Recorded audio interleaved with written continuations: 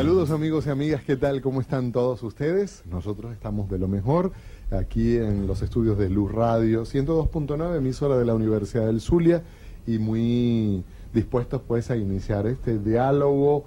Y los días miércoles nos acompaña Gabriel Andrade. Por lo general tocamos un tema relacionado con la filosofía, la sociología, el pensamiento, la psicología también la abordamos, la historia. Y hoy vamos a tocar un tema muy interesante, pero dejemos que sea Gabriel que nos cuente de qué se trata. ¿Cómo estás, Gabriel? ¿Qué hubo, Alex? ¿Cómo te ha ido a ti? Bueno, de lo Oye, mejor. te felicito por esa cobertura de las elecciones, de verdad. Bueno, al equipo, Bueno, al equipo, trabajando sí. día y Sí, noche. ciertamente, efectivamente, todos los miércoles hablamos de temas de filosofía y de las ciencias humanas, y entre las listas de filósofos siempre hay como 5 o 6 que son los grandes filósofos de todos los tiempos, y uno que suele encabezar esas listas es Karl Marx. De antemano te digo, no es uno de mis favoritos, pero sí tengo que reconocer que es uno de los más importantes, y yo creo que en la Venezuela del siglo XXI, sobre todo después del domingo, amerita hablar mucho de Karl Marx, porque ciertamente ha tenido mucha influencia. Yo creo que los casi 2/3 de la Asamblea han sido profundamente influidos por las ideas de Karl Marx, el 2/3 rojo, ¿no? El 60% de la Asamblea. Exactamente. Ajá. Entonces, en todo caso, para hablar hoy sobre Karl Marx, nos acompaña Hendrik Moreno. Él es sociólogo e investigador de la Universidad del Zulia. Yo conozco a Hendrik hace como 10 años, ¿verdad, Hendrik? Más o menos. Estudiamos juntos. Bienvenido, Hendrik. Gracias por la invitación de nuevo. Cuéntanos, Hendrik, ¿por qué Marx es tan importante? ¿Quién fue? Porque ciertamente es un personaje que mucha gente ha escuchado, pero ¿quién fue? Bueno, Karl Marx fue un alemán prusiano del siglo XIX, nacido en la ciudad de Treveris en 1818, y con mucho es uno de los pensadores o intelectuales más importantes de todo el siglo XIX y con gran influencia en todo el desarrollo del pensamiento filosófico, sociológico y económico en el siglo XX.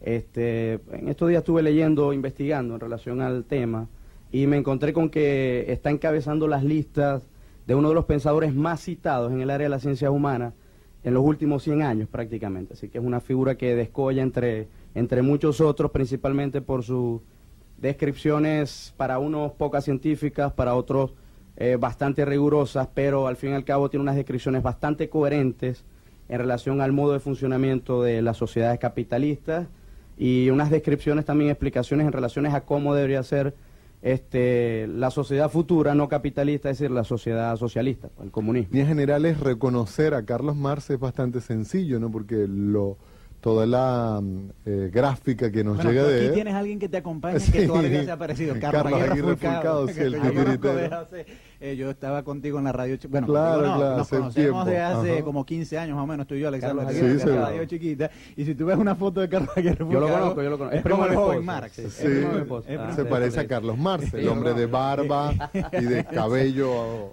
en Ahora, fin, ¿no? dejando el aspecto Sí, físico de digo lado, ¿cómo? por conocerlo, ¿no? Porque si la gente Sí, puede claro. tener No, pero una además que vista. salen los desfiles y Chávez Sin lo nombra duda. cada rato, o sea, Sin yo duda, creo que sí. la imagen de él está bastante difundida, Sí, ¿no? sin duda. Pero yo creo que hay que aclarar precisamente cómo fue su vida, dónde nació. Bueno, ya nos dijiste que fue a Alemania, pero tengo entendido que también vivió en Inglaterra. ¿Cómo? Sí, Carlos Marx fue una persona que por sus posiciones políticas radicales en relación al status quo del momento, pues en la Europa occidental, conoció varias partes de Europa. Entre las más destacadas fue París, donde conoció a Friedrich Engels en 1844 específicamente. Friedrich Engels fue su benefactor, además de su amigo y su colaborador intelectual. Marx publica en vida el primer tomo del Capital, y luego Engels publica póstumamente el segundo y el tercer tomo. Estuvo muy relacionado con él, pues. Después fue a Bruselas por las opiniones que tenían en varios periódicos que fundaron en varias de las ciudades europeas, Inglaterra, París, como dije, Bélgica. Pero básicamente en esos 3 países, además de Alemania, fue que giró fundamentalmente su producción intelectual y su vida. Pues, ¿Qué tan conocido fue él en vida? Porque muchos filósofos se hacen famosos después de muerto, exactamente. ¿no? ¿Qué tan Bueno, filósofo? a Marx le pasa prácticamente igual, ¿no? En vida pareciera que no fue muy famoso, pues, por sus posiciones políticas radicales. El conservadurismo pugnaba, pues, por la crítica y por la vuelta al antiguo régimen o a las sociedades, digamos, con fuerte acento medieval, y Carlos Marx era visto como un como un sedicioso intelectual, pero además político, y parece que no fue muy famoso en vida, ¿no? Porque además sus obras se hicieron o se publicaron de manera póstuma por Engels, y así que... Pero tengo entendido que él escribía en periódicos, ¿no? Sí, era muy buen periodista, tenía una buena prosa, buen manejo de la sintaxis, de la gramática, parece que fue una persona bastante culta y escribía muy bien. Perseguido finalmente, sí, ¿no? Perseguido finalmente. De hecho, fue jefe editor en varios de los periódicos que estuvo, ¿no? Además de columnista y escritor. Ahora, ya que tenemos una semblanza del hombre Marx, vamos a pasar entonces al marxismo. ¿Por qué las ideas de Marx son tan famosas? ¿Qué es lo que dice Marx? Si yo, por ejemplo, tuviese que resumir la obra de Darwin, sobre lo cual yo sí me considero un especialista ahí, porque tengo un libro, en una frase, bueno, Darwin es aquel que dijo que los hombres, los seres humanos, venimos de otras formas de vida, otras especies. Más o menos, ¿cómo podríamos resumir a Marx para a partir de ahí descomponer? La famosa frase de Marx en el Manifiesto del Partido Comunista, que es un panfleto político, dentro del cual se expresan muy sucintamente y de manera más o menos sencilla las ideas que él intentaba desglosar, tenía que ver con la unificación del proletariado. O sea, una de las famosas frases con la cual se conoce a Marx, y proletariados del mundo unido, hace a Marx y catapulta a Marx pues como una figura bastante importante, pues digamos de manera muy gráfica, como decías tú. Se le reconoce a Marx la autoría de esta frase, y además es lo que hace que mucha gente lo conozca y lo identifique. Otra frase bastante importante relacionada con la religión, que por cierto Gabriel muy bien conoce, tiene que ver con la idea de que la religión es el opio del pueblo.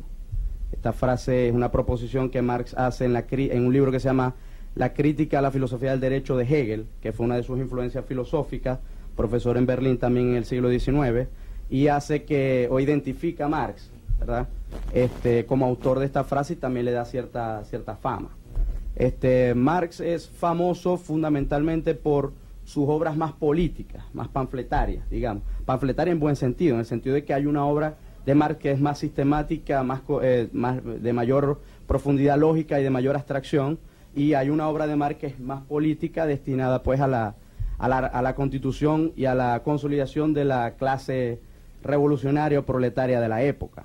Este es el Marx, la faceta de Marx que más se conoce es esta política, y es la que muchos políticos en la contemporaneidad asumen pues como lo fundamental en Marx, ¿no? Esta producción intelectual, digamos, estas dos, si se quiere, formas de escribir, una más sencilla para la actividad política y otra más profunda para el razonamiento filosófico, sociológico, en fin, ¿se hace de manera paralela o primero viene uno y luego viene la otra? Es casi paralela, casi simultánea. En los periódicos, por ejemplo, mientras más reflexionaba a lo que escribió, hay un libro de él que se llama Los manuscritos económicos y filosóficos del 44, que es un libro bastante denso, y es un libro en formato de glosa, digamos, de comentarios a varias proposiciones de Hegel. Este tipo de artículos de mayor, digamos, facilidad en la circulación cultural del momento. O sea, su retórica era menos profunda y menos filosófica que lo que escribía en sus libros. Su primer gran texto fue su tesis doctoral, una tesis bastante alejada, por cierto, de lo que posteriormente fue su actividad intelectual, que se llama, tiene que ver con las diferencias de la filosofía de la naturaleza en los presocráticos, específicamente en Demócrito y en Epicuro. Marx empieza a apuntar allí lo que posteriormente va a ser considerado la base de su concepción materialista de la historia.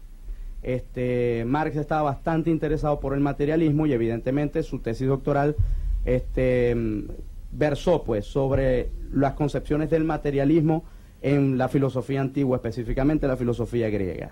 Entonces yo considero que hay un despliegue simultáneo de dos formas de escribir, de dos formas de pintar la palabra, de dos formas de producir intelectualmente, una periodística y la estrictamente filosófica o académica, digamos. O el académico y el político, tal vez. El político, exactamente. Esa periodística es con tinte político, evidentemente. Marx nunca va a abandonar sus posiciones y su carga de emotividad política. Es curioso que muchos países que se hicieron llamar marxistas, la Unión Soviética, Hungría, Alemania Oriental, terminaran suprimiendo buena parte de la libertad de prensa en esos países, y casualmente el fundador ideológico de los sistemas que imperaron en esos países era un periodista. O sea, yo veo una ironía ahí, no sé tú, Alex, ¿tú la ves? Sí, evidentemente, ¿no? Sí, Evidentemente. sí, exactamente. bueno, muchos teóricos, sobre todo en la llamada escuela de Frankfurt, y neomarxistas posteriores, pensadores no marxistas también posteriores, han criticado mucho lo que se ha llamado una mala interpretación del esquema de Marx, aduciendo que lo que sucedió en la Unión Soviética y la experiencia soviética fue estrictamente la aplicación de las recetas de Marx. Hay mucha gente que ha criticado esto tratando un poco de limpiar la imagen de la producción intelectual de Marx, al decir que no necesariamente la puesta en práctica o la pretensión de la puesta en práctica de sus ideas tuvo que ser necesariamente lo que sucedió en la Unión Soviética y en otros países de experiencia comunista, pues. Nosotros vamos a hacer nuestra pausa. Estamos conversando hoy sobre el marxismo. ¿Qué es esto? ¿Cómo comprender a este importante intelectual del mundo como es Karl Marx? Y vamos a continuar en breve luego de esta propuesta musical de Fonseca.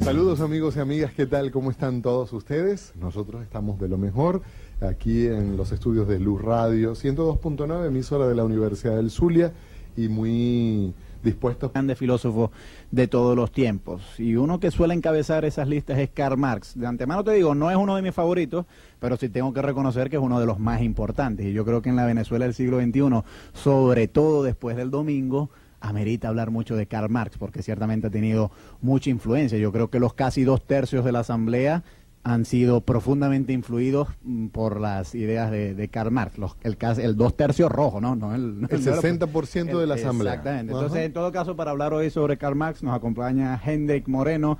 Él es sociólogo e investigador de la Universidad del Zulia. Yo conozco. Interesante, pero dejemos que sea Gabriel que nos cuente de qué se trata. ¿Cómo estás, Gabriel? ¿Qué hubo, Alex? ¿Cómo te ha ido a ti? Bueno, de lo Oye, mejor. te felicito por esa cobertura de las elecciones, de verdad. Bueno, al equipo. Bueno, al equipo, trabajando sí. día y Sí, noche. ciertamente, efectivamente, todos los miércoles hablamos de temas de filosofía y de las ciencias humanas. Y entre las listas de filósofos siempre hay como 5 o 6 que son los grandes. Pues a iniciar este diálogo, y los días miércoles nos acompaña Gabriel Andrade. Por lo general tocamos un tema relacionado con la filosofía, la sociología, el pensamiento, la psicología también la abordamos, la historia, y hoy vamos a tocar un tema muy